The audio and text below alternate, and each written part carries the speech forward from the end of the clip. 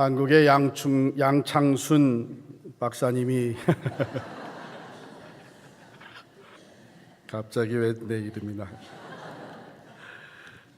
양창순 박사님이 쓰신 당신 자신이 되라 하는 책에 보면 이런 이야기가 나와요. 그 못된 악마가 저작거리에 이제 노점상을 차려놓고 그 자기가 파는 물건들의 값을 다 매겨놨는데 이상하게 생긴 물건에 아주 가장 비싼 가격표를 붙여 놓았습니다. 그러니까 지나가던 사람들이 보고 의아해서 물었다는 것이죠. 도대체 이거는 무슨 물건입니까?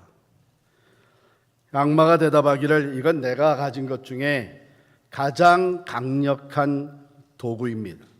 바로 낙심이라는 것입니다. 난 이것을 자주 사용합니다.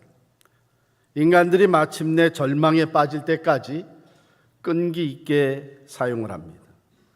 절망에 한번 빠지면 이젠 끝나는 겁니다. 인간들은 내 노예로 전락하고 말게 됩니다. 여러분과 저의 삶에 우리를 낙심케 할 만한 일들이 사실 적지 않게 생겨납니다. 환경적인 거, 경제적인 거, 인간관계 문제, 또 영적인 것, 이 많은 것들이 우리를 낙심케 하는 일들이 생겨나는데 조심해야 될 것은 마귀는 우리가 낙심할 만한 환경이나 여건들을 틈타고 들어와서 우리를 낙심케 만듭니다. 그래서 낙심하게 되면 절망하게 되고 절망하게 되면 그 인생은 참으로 불쌍해지고 맙니다. 저희 가정에서 즐겨보는 TV 게임 프로그램이 있는데 패밀리 퓨드라는 거. 패밀리 퓨드 보시는 분 한번 손 들어보세요. 네. 보시면서도 손 안 드신 분들이 계십니다. 여러분 아시는 대로 패밀리 퓨드는 사람들에게 서베이를 해가지고 사람들이 이제 질문에 답을 나온 사람들이 질문에 답을 맞추게 하는 건데 그래서 질문할 때 꼭 그렇게 합니다. 100 men survey 또는 100 women survey 또 100 people survey 해가지고 사람들이 한 그 질문에 대해서 한 답, 그 퍼센티지를 답을 다 퍼센티지 매겨서 1번, 2번 이렇게 답이 나오는데 저하고 제 아내가 그것을 참 즐겨 봅니다. 그 이유 중에 하나는 그거를 보게 되면 보통 요즘 세상 사람들이 무슨 생각을 하고 사는지 삶에 선호하는 것들이 어떤 것들인지 우선순위는 어디에 두고 있는지 하는 것들을 좀 알 수 있게 돼요.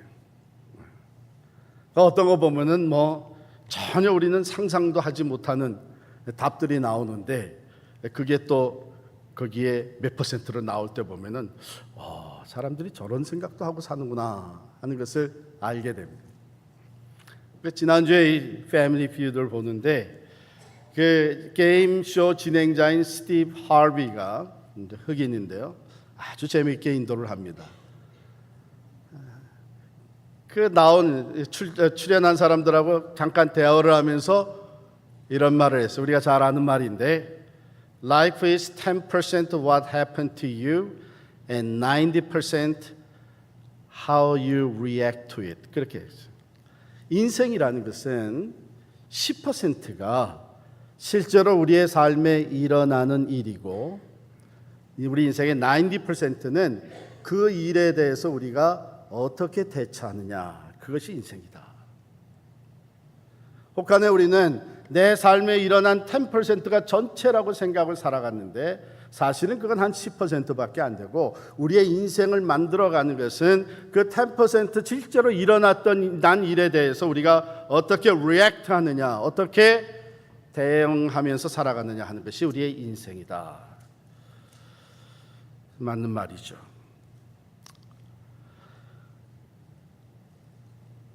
낙심할 만한 일은 얼마든지 우리의 삶에 일어났는데, 그래서 낙심케 되면 그 삶은 어려워집니다. 오늘 본문 말씀에 보면 그러므로 우리가 낙심하지 아니하노니 사도 바울이 고백하는 것인데, 사도 바울은 누구보다도 낙심할 만한 일이 많이 있었어요. 고린도후서 11장에도 보면은 그는 예수 그리스도의 복음을 전하면서 수도 없이 매를 받았습니다. 말할 수 없는 핍박을 당했습니다. 배가 파손돼서 죽을 뻔한 고비를 여러 번 넘겨야만 했고, 굶고 헐벗고 추워서 참으로 이대로 어떻게 내가 살 수 있느냐 하는 안타까운 상황에 놓일 때도 있고, 억울하게 누명을 쓰고 감옥에 들어가 앉아있는, 동족에게서부터 오해를 받아서 고난을 받게 되고 이방 사람들에게 핍박을 받는 일, 이 모든 것들이 사도 바울의 삶 속에 끊임없이 일어났습니다. 거기에다가 사도 바울은 기도해도 하나님께서 없애주시지 않는 육체의 가시가 있었습니다. 그러니까 낙심할 만한 일에 대해서 얘기를 한다면 사도 바울에게는 충분한 이유가 있었습니다. 그럼에도 불구하고 바울은 마지막 호흡을 다하는 순간까지 결코 낙심하지 않고 믿음의 경주를 달려갔습니다.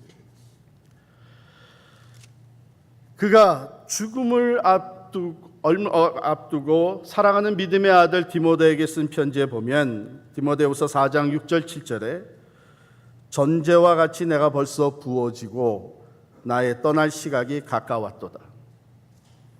나는 선한 싸움을 싸우고 나의 달려갈 길을 마치고 믿음을 지켰으니 하고 담대하게 얘기합니다.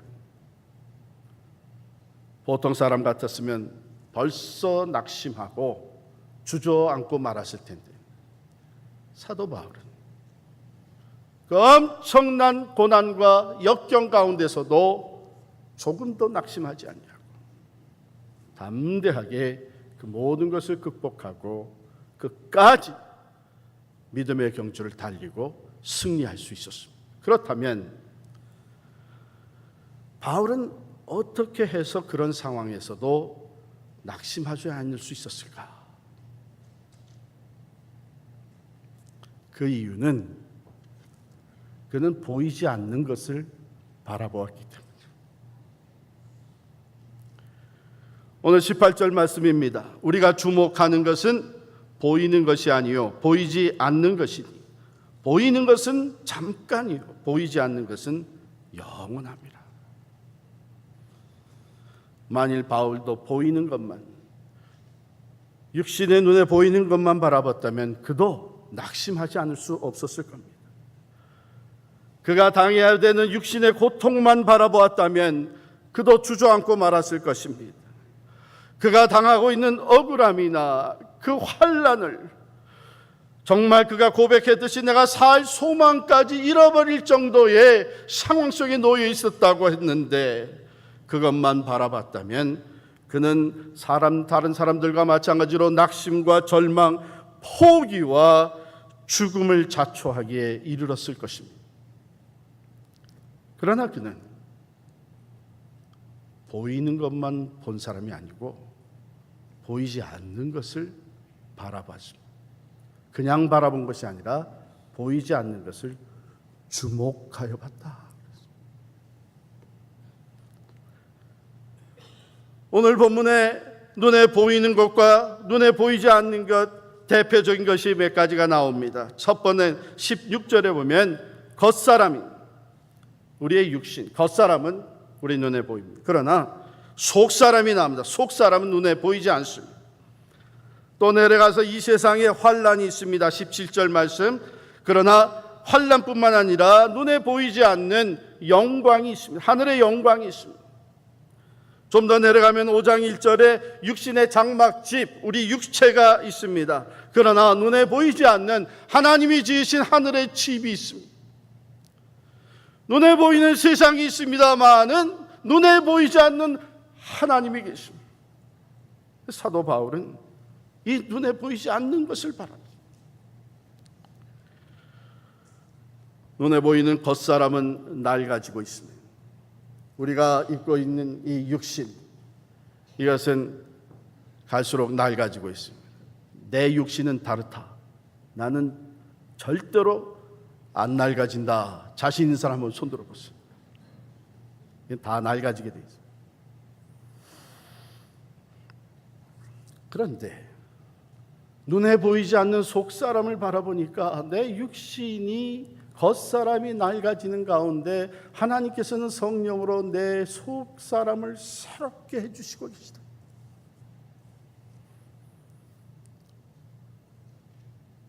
전에 한 50대 집사님 병원에 갑자기 입원하셔서 신방 갔습니다. 아니 그렇게 건강한 사람이 왜 갑자기 병원에 이머전시에 들어가서 들어누워 있는가?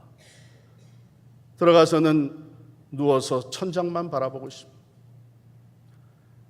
말씀을 읽고 기도를 하고 나니 눈에서 눈물이 주르르 흐르면서 하시는 말씀이, 목사님, 내가 너무 교만했습니다.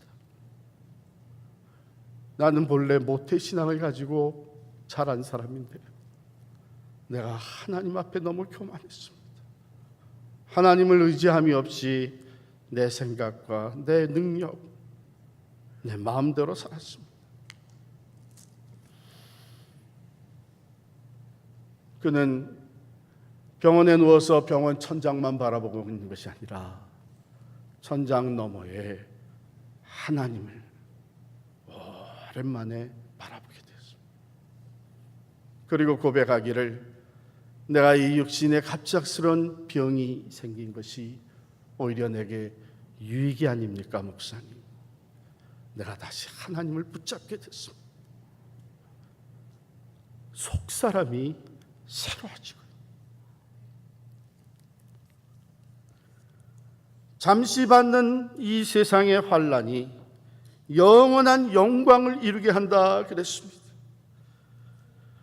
하나님의 눈에 보이지 않는 하나님의 영광, 하나님 나라의 영광, 하늘나라를 바라보니 지금 이 땅에서 내가 겪고 있는 시련과 환난이 상대적으로 너무 작아 보이는 거예요.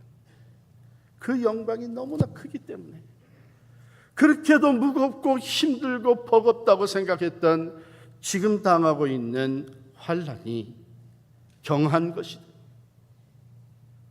뿐만 아니라 그 영광은 영원한 것, 이미 내게 약속되어질 것인데 This too shall pass. 이 세상에서 환난은 일시적인 것, 잠시 지나가고 마는 것.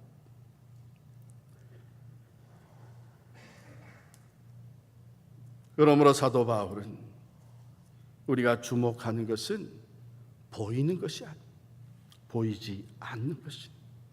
보이는 것은 잠깐이요, 보이지 않는 것은 영원합니다. 눈에 보이는 것만 바라봤을 때는 낙심케 되고 절망적이라고 생각이 되고 좌절하게 됐습니다. 이제 눈에 보이지 않는 것을 보게 되니까 희망이 생깁니다. 오히려 내게 유익이 있다는 것이 깨달아지는 거예요. 눈에 보이지 않는 것을 바라보는 가운데 소망이 생겨나면서, 소망이 바로 이 낙심을 극복하게 만드는 줄을 믿습니다. 그리고 이 소망은 예수 그리스도 안에서 우리에게 주어주신 산 소망, 죽을 소망이 아니라 그저 하나의 꿈, 이상적인 거, 그렇게 됐으면 좋겠다는 바람이 아니라 이미 신실하신 하나님께서 예수 그리스도 안에서 약속해 주신 영원한 생명, 영원한 하나님의 나라, 영원한 영광, 바로 그 하늘의 집이 우리에게 주어져 있다고 하는, 결코 우리를 실망시키지 않을 산 소망, 이 소망으로 인해서 우리를 낙심케 하는 겉사람의 문제, 이 세상의 환난, 죽음까지도 능히 극복하고 오히려 희망으로 담대하게 인생을 승리하며 살아가게 되는 줄을 믿습니다. 오늘 우리들에게도 겉사람의 문제가 있죠. 육신의 연약함이 있습니다. 환경적인 문제가 있죠. 경제적인 문제, 신분적인 문제가 있습니다. 여러 가지 시련과 환난이 있고 개인적으로, 가정적으로, 교회적으로 힘으로도 되지 아니하고 능으로도 되지 않는 어려움이 있습니다. 만일 우리가 그것들만 주목하고 바라본다면 소망이 없습니다. 희망이 없습니다. 낙심하게 되고 사탄은 여지없이 이 낙심이라는 무기를 가지고 들어와서 우리를 절망으로 끌어갈 것입니다. 그러나 성령께서는 그 낙심하게 만드는 어둠의 세력을 극복할 수 있도록 우리의 믿음을 열어주시는, 믿음의 눈을 열어주십니다. 성경에 보면 바로 그런 이야기로 가득 차 있어요. 그 대표적인 것이 열왕기하 6장에 나옵니다. 거기에 엘리사 선지자가 나오는데, 엘리사 선지자가 활동할 시기에는 아람 왕국과 아람 나라와 그리고 이스라엘 왕국이 자주 전쟁을 했던. 그런데 당시에는 그 아람이 강국이었어요. 그래가지고 이 아람 왕이 아예 이스라엘을 멸망을 시켜버리려고 여러 번 시도를 하는데 할 때마다 실패하는 거예요. 왕을 어떻게 해서든지 잡으려고 하고 전쟁의 전략을 세워가지고 쳐들어가면 어떻게 알았는지 왕이 싹 피해가고 어떻게 알았는지 전략을 다 알아서 오히려 역공격을 당하게 되는 거예요. 왕이 야 이거 아주 신기하다. 신복들을 딱 불러가지고 내가 암만 생각해도 우리 가운데 스파이가 있는 것 같다. 저쪽에서 어떻게 그것을 다 알아가지고 대처를 하느냐. 그랬더니 신복 중에 한 사람이 왕에게 솔직히 고합니다. 사실은 저 이스라엘에는 엘리사라고 하는 하나님의 사람이 있습니다. 그 선지자는 자기 방에 앉아 있으면서도 왕이, 당신 우리 아람 왕이 침실에서 비밀스럽게 얘기한 것까지도 다 알고 있어요. 그런 사람이 있느냐? 그렇다면 그 엘리사부터 죽여야 될 거 아니냐? 해가지고서는 아람 왕이 군대를 이끌고 말과 또 병거와 군사들을 잔뜩 이끌고 가서 밤중에 가서 엘리사의 집을 완전히 포위한 거예요. 아침에 일어나서 엘리사의 사환이 나가보니까 이 큰일 났어요.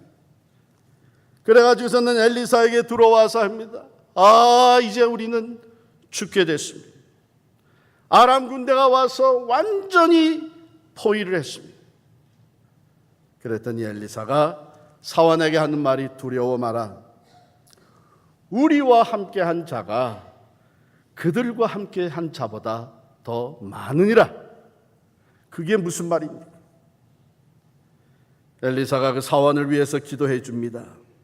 여호와여 원하건대 그의 눈을 열어서 보게 하옵소서. 기도해 줬더니 믿음의 눈이 열려 영안이 뜨였어요.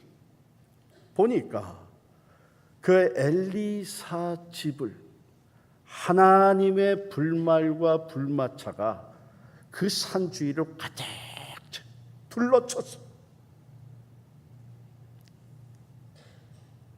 눈에 보이는 것만 보면 두렵고 멸망할 수밖에 없다고 생각했던 사환이 이제 육안으로 보지 못하던 것을 보게 되었을 때 그는 소망을 갖게 됐고 그는 담대하게 되었습니다.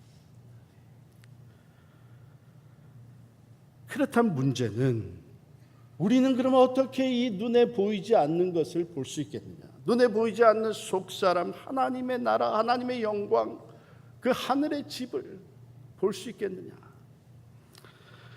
고린도후서 4장 13절 14절 말씀입니다. 앞서서 사도 바울이 13절에 이렇게 얘기를 합니다. 기록된 바 내가 믿었음으로 말하였다 한 것 같이 우리가 같은 믿음의 마음을 가졌으니 우리도 믿었음으로 또한 말하노라. 주 예수를 다시 살리신 이가 예수와 함께 우리도 다시 살리사 너희와 함께 그 앞에 서게 하실 줄을 아노라. 할렐루야. 뭐예요? 우리로 육안으로 보지 못하는 것을 보게 하는 그것이 뭡니까? 그렇습니다. 믿음입니다. 기록된 바 내가 믿었음으로 말하였다 한 것 같이 믿음으로 말씀이 하나님의 말씀이 전파되었고 그리스도의 복음이 전파되었는데 그것을 믿음으로 받아들인 사람들, 우리가 같은 믿음의 마음을 가졌기에 우리 또한 이제 이 믿음으로 이 복음을, 하나님의 말씀을 전파한 하나님께서 예수 그리스도를 다시 살리셨고 그가 또한 우리도 다시 살려서 부활의 주님, 영원한 승리와 구원과 생명이 되시는 그 주님 앞에 우리도 반드시 서게 될 것이라고 하는 말씀을 선포합니다. 그러므로 그것은 믿음의 눈으로 보게 됩니다. 믿음의 눈으로 바라볼 때 죽음이 마지막이 아니라 죽음 너머에 부활이 있고 하나님의 영광과 승리가 있습니다. 믿음의 눈으로 바라볼 때 이 세상이 전부가 아니라 이 세상 너머에 하나님의 나라가 있고, 믿음의 눈으로 바라볼 때 이 세상의 환난은 잠시적인 것이고 하나님이 약속하신 그 영광은 영원한 것입니다. 보게 되는, 믿음으로 바라볼 때 이 육신의 장막이 언젠가는 무너지고 말 텐데 그때에 나를 위해서 준비하신 하늘의 집이 있고 그것은 사람들이 손으로 지은 것이 아니라 하나님이 지으신 영원한 집이 있다고 하는 것을 보게 되는 것입니다. 그러므로 히브리서 11장 1절에서 히브리서 기자는 이렇게 선포합니다. 믿음은 바라는 것들의 실상이요 보이지 않는 것들의 증거니 선진들이 이로써 증거를 얻었느니라. 여러분, 눈에 보이는, 우리 육신의 눈으로 보게 되는 것이 실제이듯이 눈에는 보이지 않지만 믿음의 눈으로 보게 되는 것 또한 실제입니다. 우리의 속사람, 하늘의 영광, 하늘의 집, 살아계신 하나님, 실제. 그러므로 우리가 무엇을 보며 살아가느냐에 따라서 우리의 인생이 달라집니다. 사랑하는 성도 여러분, 우리가 아무리 우리를 낙심케 할 만한 어려움과 시련과 고통과 핍박과 죽음의 위기가 있을지라도 그것만 바라보는 것이 아니라 믿음의 눈을 들어서 하나님의 나라를 바라보시기를 축원합니다. 하나님의 영광을, 하늘의 집을 바라보고 우리에게 약속된 그 영원한 영광의 놀랍고 큰 그 중한 것을 바라보시기를 간절히 축원합니다.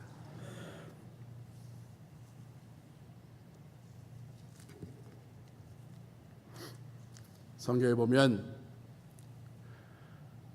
바로 이 인생을 살아가면서 우리와 같이 고난을 당한 사람들이 참 많이 나오는데 저는 그 중에서 가장 큰 고난을 당한 자가 욥이다 이렇게 생각이 듭니다. 왜냐하면 욥은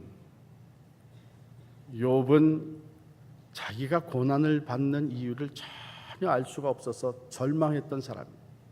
참 안타깝고 하나님 앞에 참 매달렸어요. 여러분 잘 아는 대로 욥기 1장에 보면 욥은 재산이 많은 사람이었습니다. 그리고 그는 자녀를 열을 두었습니다. 10남매를 두었습니다. 그런데 그뿐만 아니라 이 사람이 경건한 사람이었습니다. 그래서 그 인격이 훌륭해서 동방의 가장 훌륭한 사람이라고 하는 인정을 받았습니다. 그런데 그뿐만 아니라 이 욥은 하나님이 인정하는 사람이었습니다. 욥기에 보면 하나님께서 욥을 향해서 하신 말씀이 그와 같이 온전하고 정직하여 하나님을 경외하며 악에서 떠난 자는 세상에 없느니라. 그런데 이 욥이 고난을 당한 하루아침에 그 많은 재산이 다 없어집니다. 뿐만 아니라 10 자녀가 다 죽고 맙니다. 이제 남은 사랑하는 아내가 욥이 몸에서 난 그 종기로 말미암아 고통스러워하면서 기와장을 가지고서는 벅벅 긁어대는 것을 보며 당신이 아직도 자기의 온전함을 굳게 지키려고 하느냐? 차라리 하나님을 욕하고 죽어라. 그럴 정도로 고통을 당했어요. 친구들이 위로하겠다고 찾아왔는데 와서 하는 말이 잘 생각해봐라. 내가 죄가 없으면 왜 이런 고통을 당할 거냐? 나는 하나님 앞에 죄라고 내놓을 것이 생각이 안 난다. 이것 봐라. 교만하기까지 하구나. 이러면서 정죄하고. 욥은 말할 수 없는 안타까움 가운데 욥기 23장 8절 9절에 보면 이렇게 고백을 합니다.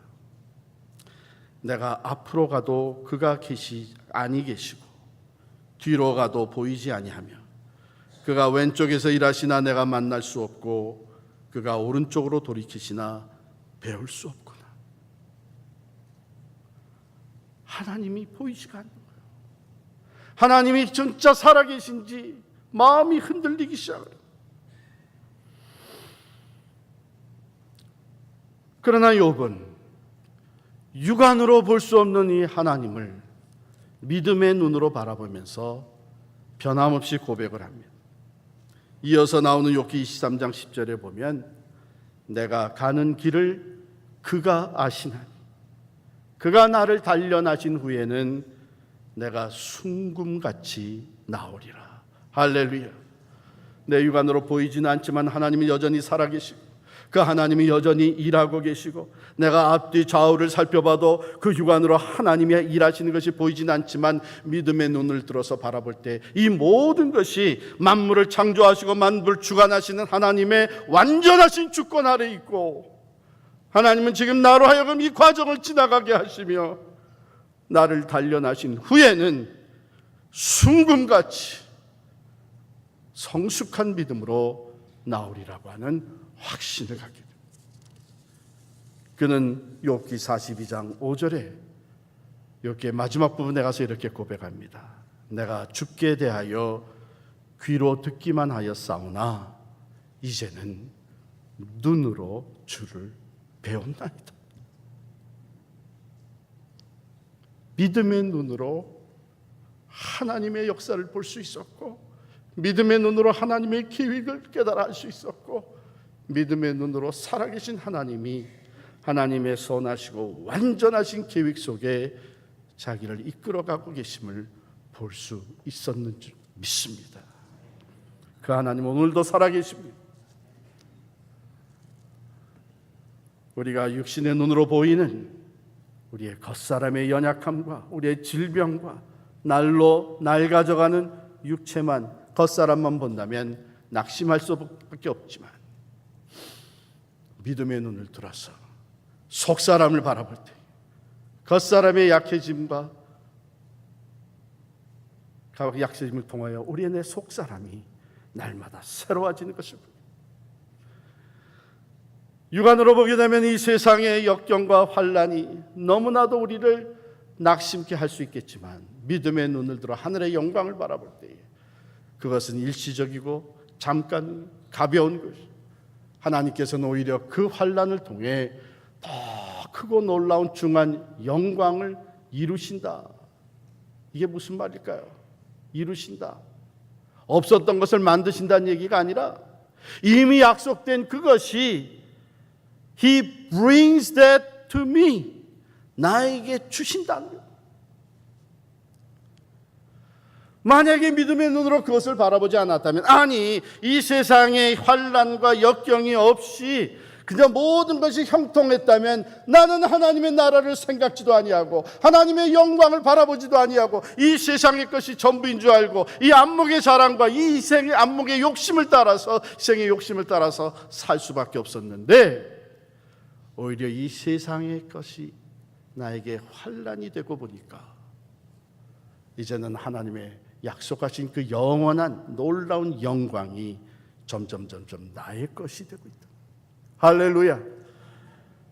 이것이 믿음의 눈을 들어 하나님을 바라보는 사람들에게 주어지는 놀라운 축복인 줄을 믿습니다. 우리들은 죄와 어둠의 세상에서 살아가고 있습니다.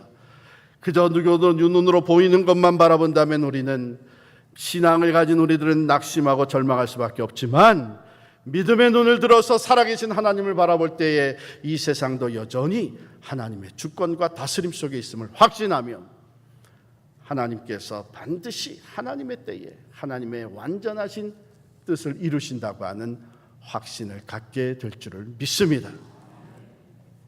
믿음의 눈을 들어 보이지 않는 것을 볼 수 있는 여러분과 제가 될 수 있기를 축원합니다. 우리 교회 창립 20주년을 맞이했습니다. 눈으로 보입니다. 좋은 건물을 주셨고 많은 사람들을 모아주셨고 귀한 일꾼들을 세워주셨고 여러 가지 사역을 펼쳐주셨습니다. 그것만 바라보면 안 돼요. 지난 20년 동안 우리의 육의 눈으로는 보이지 않지만 보이지 않는 하나님의 손이 우리를 이끌어 주신 줄을 믿습니다. 보이지 않는 하나님의 은혜의 덕분이요, 눈에는 보이지 아니하지만 살아계시고 우리 필그림교회를 향한 하나님의 선하시고 완전한 계획을 이루어 오셨고 또 앞으로도 이루어 가실 그 하나님이 계시기 때문에 여기까지 이르렀고 앞으로도 주 안에서 승리하게 될 줄을 믿습니다. 자, 그렇다면 우리는 어떻게 이 믿음의 눈을 밝히 떠서 눈에 보이지 않는 것을 볼 수 있겠느냐? 그것은 하나님의 말씀과 기도를 통해서. 왜냐하면 하나님의 말씀은 하나님이 우리에게 계시해 보여주시는 말씀입니다. 즉 하나님이 어떤 분이신가, 하나님의 생각은 무엇인가, 하나님의 뜻은 무엇인가, 하나님은 어떻게 일하고 계시는가, 이것을 우리에게 계시해서 나타내 보여줍니다. 우리가 지금 사람들이 일하고 있는 것, 사람들의 생각, 사람들의 얘기만 듣게 되면 그것은 우리로 하여금 육신의 눈으로 보이는 것만 보게. 그런데 하나님의 말씀, 신실하신 말씀, 진리의 말씀을 가까이 하고 그 말씀을 날마다 묵상하면 하나님의 세계가 보이기 시작. 하나님의 뜻이 깨달아져. 하나님의 생각이 우리의 생각을 주장하게 됩니다.